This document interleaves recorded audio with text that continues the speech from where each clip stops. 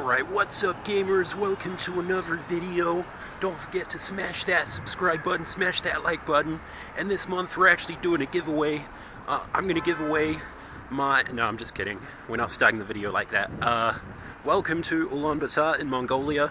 There isn't actually a whole lot to do in Ulaanbaatar, but today I'm gonna be going to the National Museum to learn about Genghis Khan, because he's a cool guy.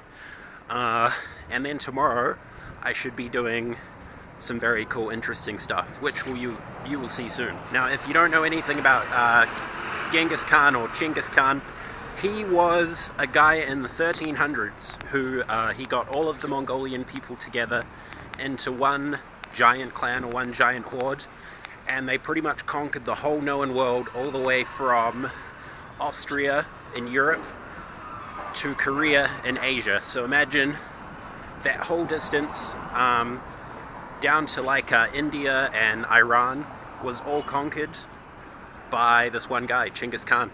They conquered all of China. It was really crazy, and yeah, it was pretty much the biggest empire in the world up until the British surpassed them by pretty much conquering the whole world. But yeah, here it is. The museum looks okay, so let's go in and learn some more history.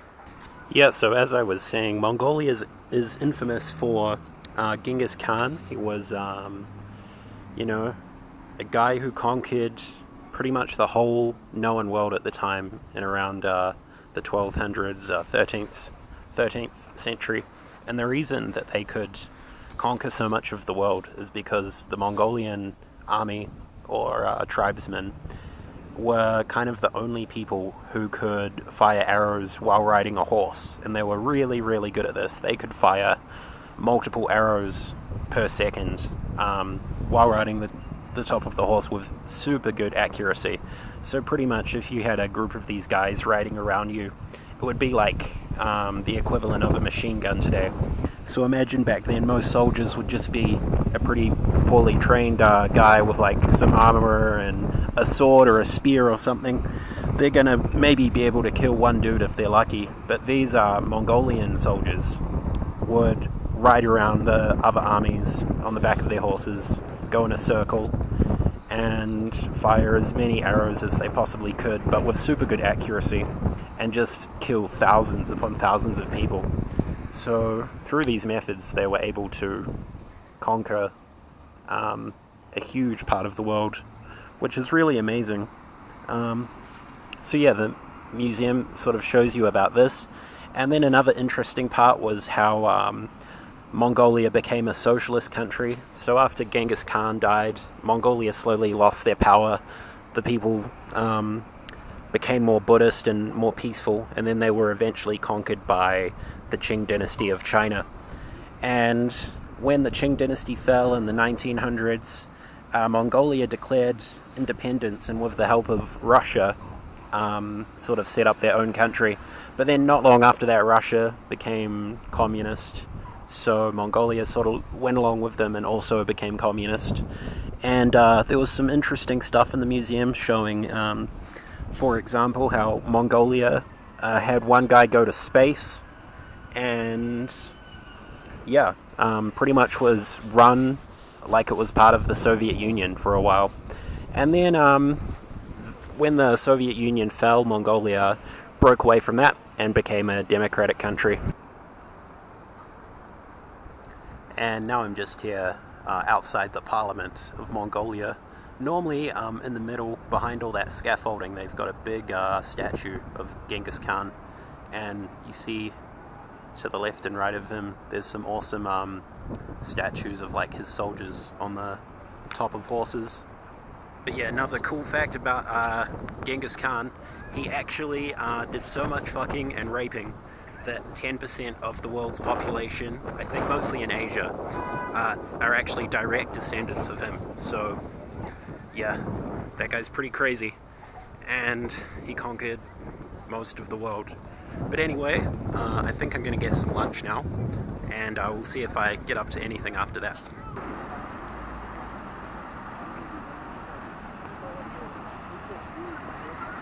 Alright, and now I'm all done with lunch. I just checked out this museum behind me, which is the Mongolian Dinosaur Museum. It was very small, and if you want to take videos and pictures inside, they charge you like 3 times the entrance price. So all I have is this dramatic recreation of what the dinosaurs inside look like.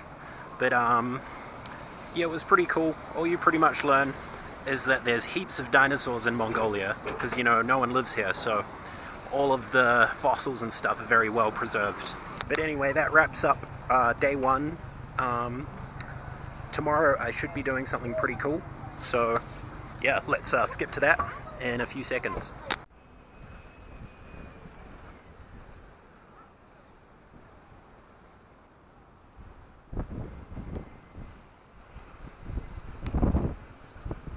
Okay, good morning guys, welcome to day 2, 3, I can't remember, here in Ulaanbaatar, and I've got a driver taking me around today, and this is the first spot he's taking me to.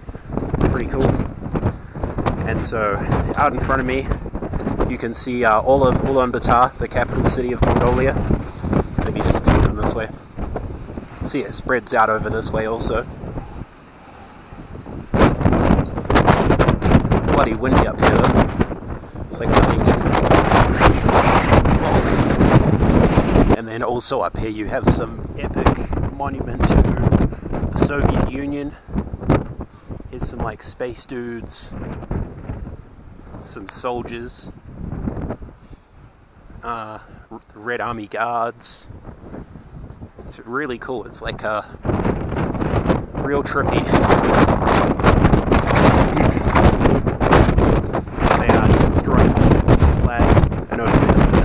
But yeah, this is just stop 1 on the tour today, so we should be seeing some other really cool places, but we'll give you one last turn around.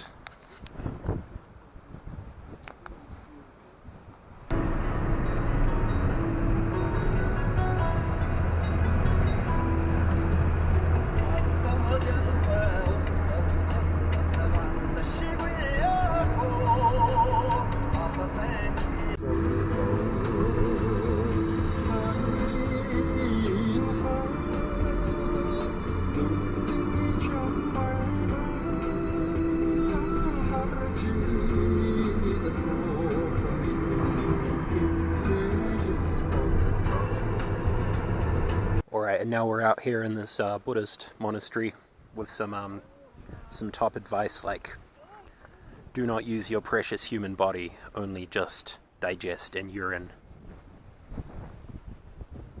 I don't know if I'm going to be able to read all of these. I mean, they keep going all the way up this hill to the monastery. But maybe there'll be some good ones I can read. Alright, I've been doing some great learning about Buddhism, learning some great advice, and now I have to cross this bridge. But you know, crossing a scary wooden bridge, it's the perfect time for pickpockets to steal from you. You know, they could be hiding behind the tree or something. So I gotta cross this bridge and be careful of pickpockets.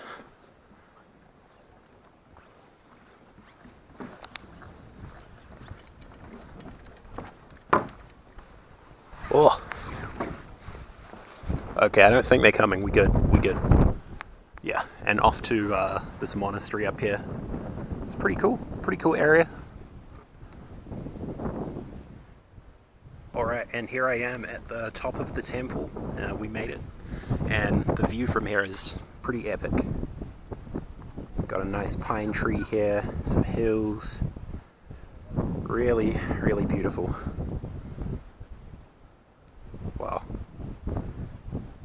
But I might go inside the temple, even though I'm not Buddhist, and just see what it looks like. Alright bros, namaste. I have reached Zen. And what all I can really say is renounce this empty world like a dog renounces grass. Namaste bros.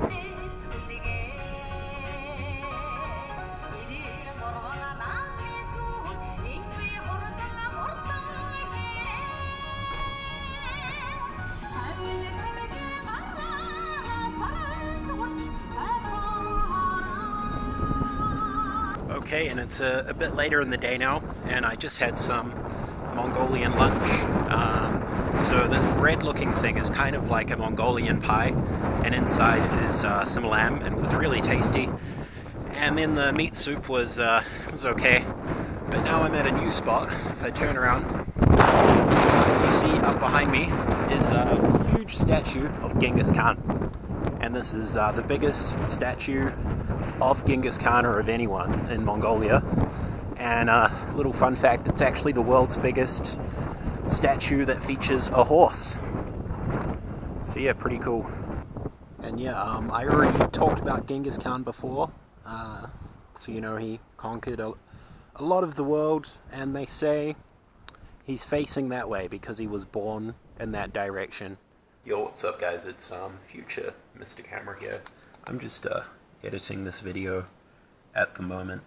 But I've just noticed after listening to it properly, a lot of the parts with me talking after what you just saw, the audio is totally unusable because of the wind. So unfortunately this video is going to have to be a little bit different, a little bit shit. I'll just give a commentary now of what ended up happening after that. So that night in Ulaanbaatar, I stayed in something called a ger, which is a traditional sort of home for Mongolian people.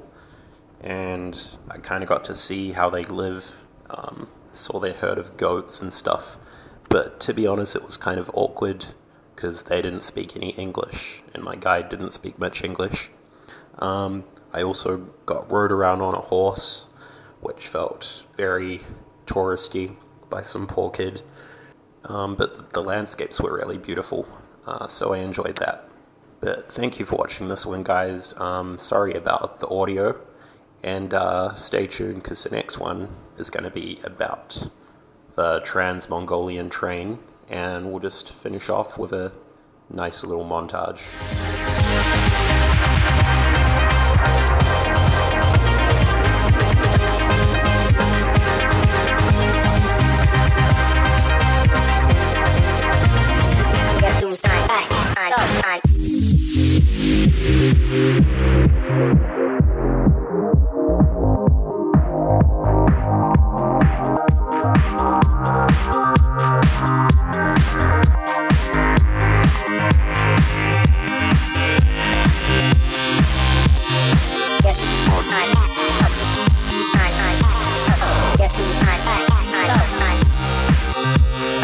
Yes.